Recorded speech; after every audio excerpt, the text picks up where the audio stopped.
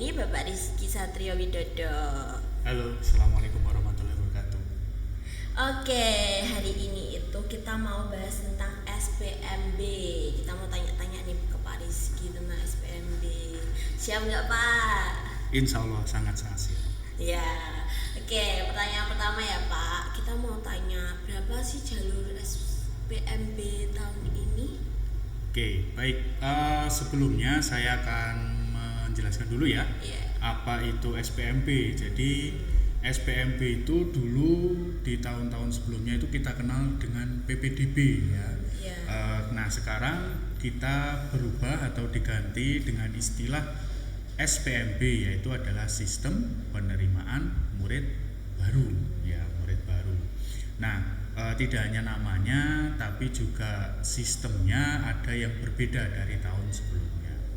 Oke, tadi Eva menanyakan bahwa apa aja sih ya jalur yang ada di SPMB tahun ini. Nah, jadi di SPMB tahun ini ada beberapa jalur. Yang pertama ada afirmasi.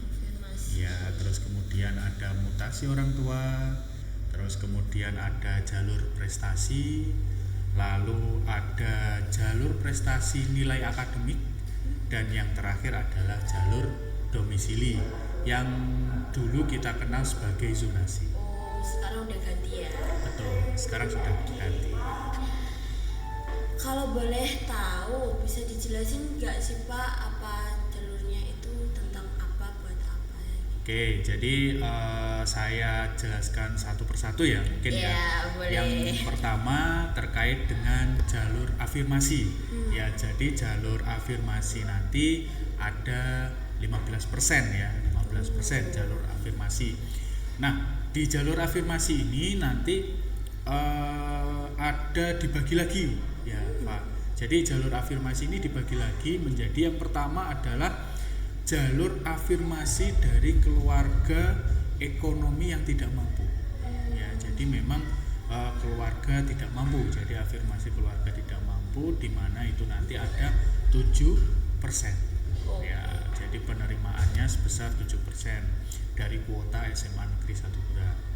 Dan yang kedua adalah jalur afirmasi dari anak buruh. Ya, dulu anak buruh ya. Itu ada kemungkinan sekitar 5% dari Pagu SMA Negeri 1 Pura. Lalu ada jalur afirmasi disabilitas. Ya, ada disabilitas juga. Lalu jalur mutasi itu tadi juga dibagi lagi. Yang pertama aja jalur mutasi tugas orang tua atau walinya. Jadi mutasinya misalkan dari kabupaten tertentu ke kota mana, misalkan dalam satu provinsi Jawa Timur, itu bisa mengambil jalur mutasi orang tua atau wali. Dan yang kedua ada jalur mutasi atau lebih dikenal dengan jalur anak guru atau tenaga kependidikan. Jadi ada jalur khusus dari putra atau putri guru dan tenaga kependidikan. Itu ya. Dan yang ketiga tadi ada prestasi ya, ada prestasi hasil lomba ya, hasil lomba. Jadi ada non akademis, misalkan contohnya lomba sepak bola, mungkin prestasi sepak bola, atau mungkin prestasi bela diri dan lain sebagainya. Bisa juga prestasi mengikuti olimpiade, itu juga bisa ya. Jadi di sini prestasi itu di luar nilai rapot ya, di luar nilai rapot, tapi prestasi bisa prestasi akademis maupun non akademis. Yang contohnya non akademis tadi yang saya sebutkan tadi adalah sepak bola, terus futsal, terus ya pokoknya yang tidak berhubungan atau berhubungan dengan bakat dan minat. Tapi kalau yang akademis misalkan contohnya olimpiade, ya olimpiade banyak sekali ya, ada olimpiade apa misalkan matematika. Nah, betul sekali. Nah, itu ada 5% hasil lomba itu. Jadi ada juga golden ticket. Golden ticket. Betul, golden ticket ini diperuntukkan untuk siapa? Yang pertama adalah untuk yang di SMP-nya ini pernah jadi ketua OSIS nih. Siapa nih yang ketua OSIS? Betul. Jadi yang SMP-nya itu pernah jadi ketua OSIS itu bisa mendaftar melalui golden ticket gitu. Tapi nanti hanya dipilih tidak semua ya. Jadi misalkan yang daftar 3 mungkin hanya ada 1 yang akan dipilih melalui golden ticket itu, atau ada satu lagi golden ticket itu tahfiz ya. Ya, jadi dia itu menghafal Al-Quran gitu ya. Jadi hafalannya berapa juz dan lain sebagainya gitu. Jadi nanti tetap golden ticket itu yang diambil hanya 1 gitu ya. Nah, yang kemudian ada jalur prestasi akademis, di mana prestasi akademis ini diambil nilai akademis, maksud saya nilai akademis ya. Jadi nilai akademis ini diambil dari nilai rapot. Oh iya, rapot. Iya, rapot dari SMP dari semester 1 sampai 5. Semester 5. Iya kan? Ya, kemarin kan Eva juga masuknya gitu ya. Iya. Mencantumkan rapot semester 1 sampai 5. Nah, sama. Ini juga seperti itu, jadi 1 sampai 5 tetapi ditambah dari nilai indeks sekolah. Ya, jadi ada persentase dari nilai rapot dan juga nilai indeks sekolah. Nah, jadi belum tentu kalau misalkan nilai rapotnya 90, tapi ternyata nanti munculnya loh di jalur nilai prestasi ini kok nilai saya enggak 90, kok hanya 87 atau berapa atau 89. Itu karena dipengaruhi oleh indeks sekolah. Jadi nilai itu tidak hanya dari rapot tapi dicampur dengan indeks sekolah. Nah, indeks sekolah ini didapat dari mana? Nah, indeks sekolah ini didapatkan dari nilai-nilai kakak kelasnya ya, alumni dari sekolah siswa yang mendaftar ya. Jadi dari SMP-nya itu nilai-nilai kakak kelasnya yang sudah belajar di SMA SMK negeri se-Jawa Timur. Jadi ketika kakak kelasnya itu berprestasi, itu juga bisa mengangkat nilai dari adik kelasnya. Nah, itulah berarti Eva ini nilainya harus bagus terus biar bisa membantu adik-adik kelasnya. Aku bantu. Dan yang terakhir adalah jalur domisili ya. Jalur domisili ini yang dulunya disebut zonasi ya. Jadi ada jalur domisili yang memang murni domisili, ada juga nanti domisili sebaran. Ya, jadi domisili sebaran itu adalah jatah masing-masing desa di satu yang masuk rayon dari sekolah SMA Negeri 1 Murah gitu. Jadi setiap desa di rayon SMA Negeri 1 Murah nanti diberikan jatah setiap desa diberikan jatah 2 orang, 1 orang, itu tergantung dari persentasenya kuota dari SMA Negeri 1 Murah kayak gitu. Nah, tetapi perlu diingat kalau yang kemarin adalah domisili itu berdasarkan jarak ya. Jadi siapa yang paling dekat sekolah di situ yang diterima. Tapi sekarang ada pembedanya. Ya, jadi belum tentu yang dekat sekolah itu diterima. Karena apa? Ada pemeringkatan. Ya, di domisili itu ada pemeringkatan. Yang pertama adalah berdasarkan nilai. Ya. Jadi kalau misalkan ada siswa A itu hanya berjarak misalkan 1 kilo dari sekolah, itu nilainya 80 misalkan ya. Terus ada siswa B itu dia jaraknya 1,5 kilo lah, dia lebih jauh setengah kilo ya, dia lebih jauh 500 meter misalkan ya. Nah, tetapi nilainya yang si B ini lebih tinggi kayak 90. Iya, 90. Maka akhirnya akan menjadi pembeda di situ. Maka yang dipertimbangkan untuk masuk atau urutan yang tinggi itu adalah yang B. Betul. Jadi pertama didasarkan oleh nilai dulu, baru nanti jarak dari rumah.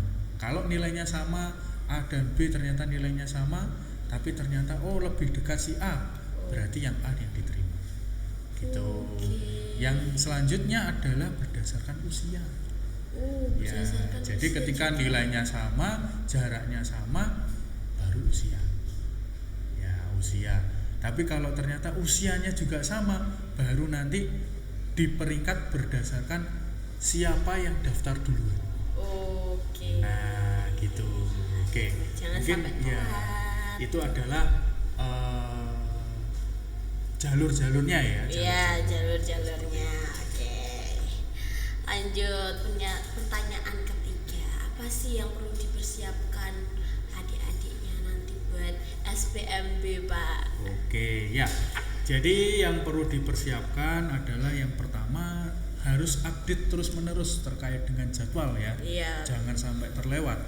Nah, karena kita ini sudah ada jadwal resmi. Jadi kalau misalkan terlewat ya jelas, misalkan waktunya pendaftaran atau waktunya verifikasi rapot ternyata belum dilakukan. Akhirnya ya mohon maaf. Ya, seperti itu kan, zong ya.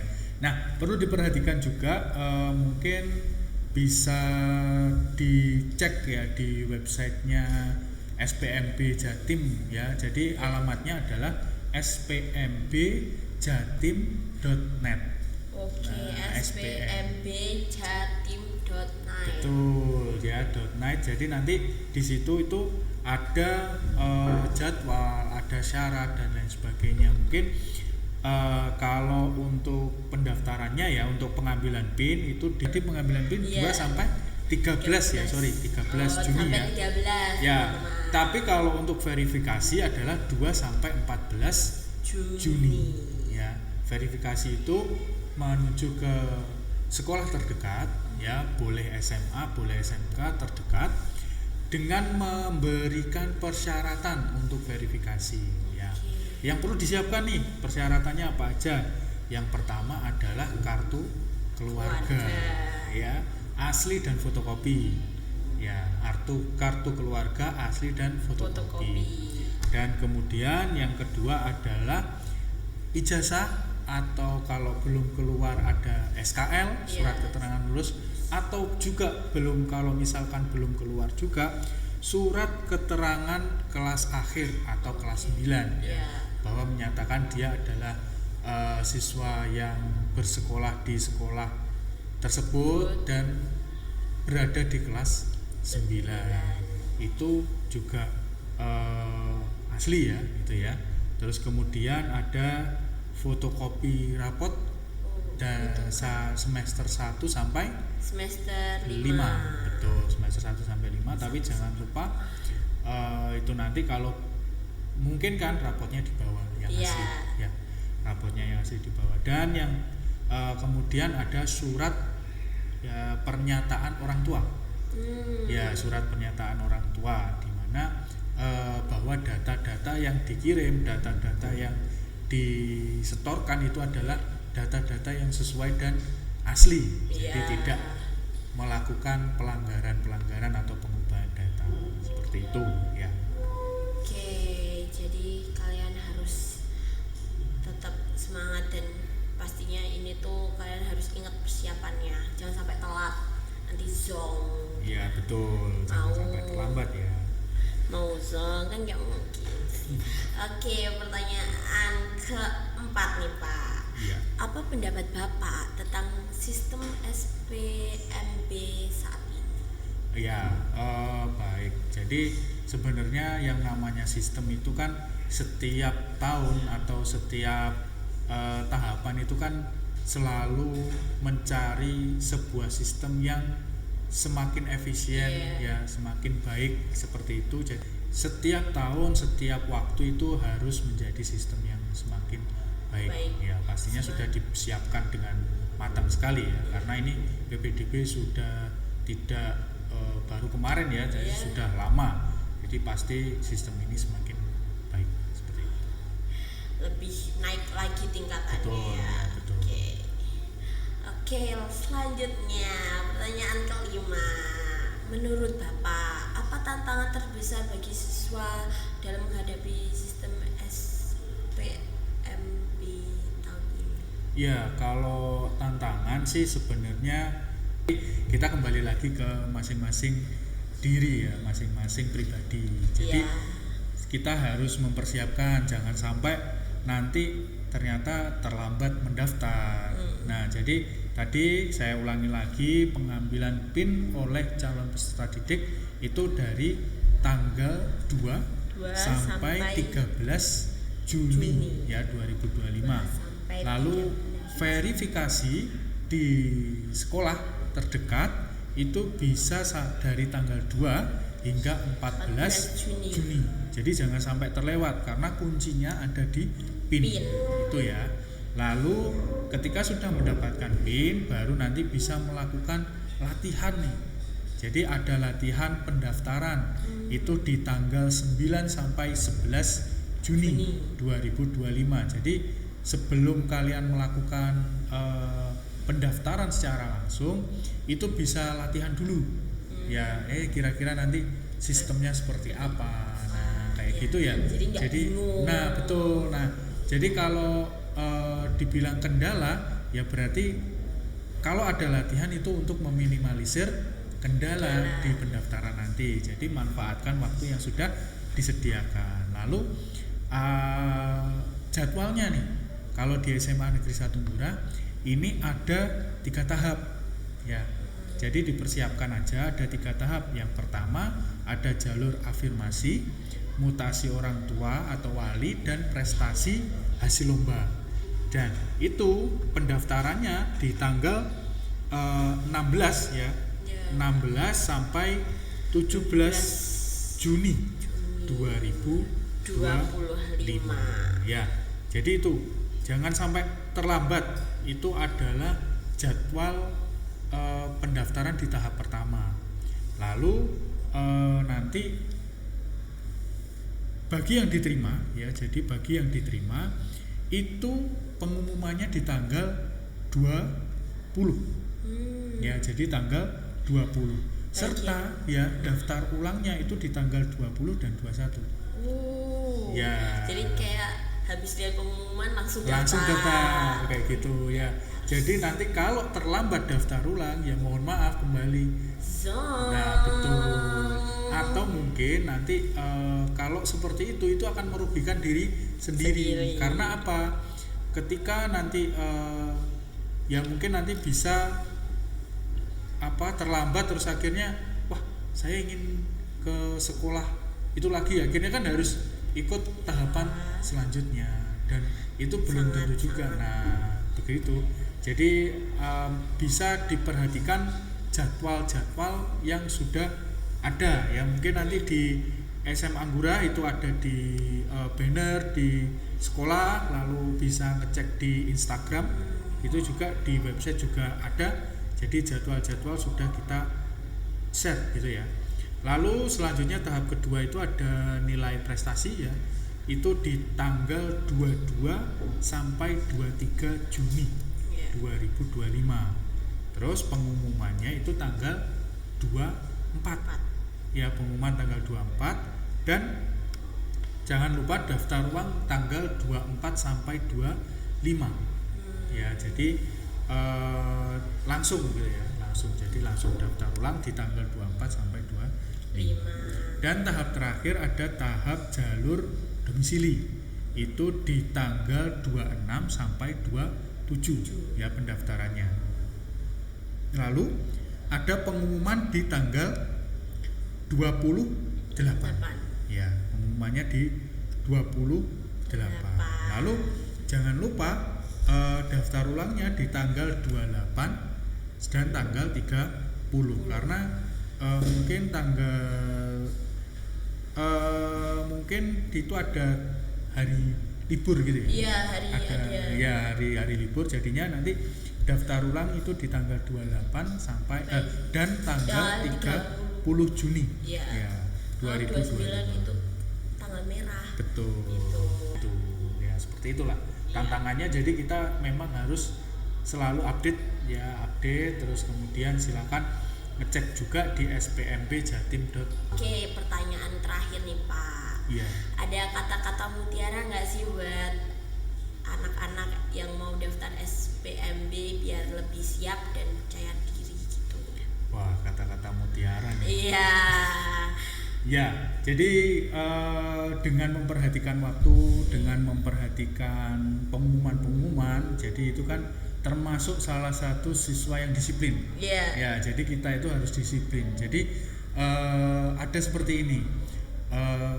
siswa yang berprestasi itu pasti disiplin. Iya.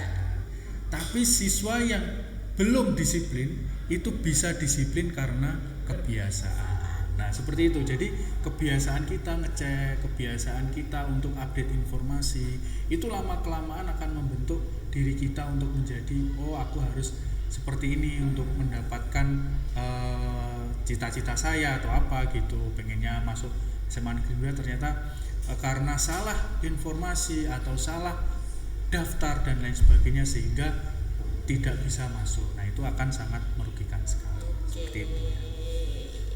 Gimana, udah terjawab nggak penasaran tentang SPMB ini? Pastinya kalian udah terjawab sih, apa yang perlu disiapkan, tentang jalurnya apa aja, tanggalnya masih udah terjawab kan. Terima kasih ya Bapak atas waktu dan kesempatannya. Ya, baik. Sama-sama. Terima kasih juga teman-teman yang sudah menonton. Sekian dari saya. Assalamualaikum warahmatullahi wabarakatuh. Bye bye.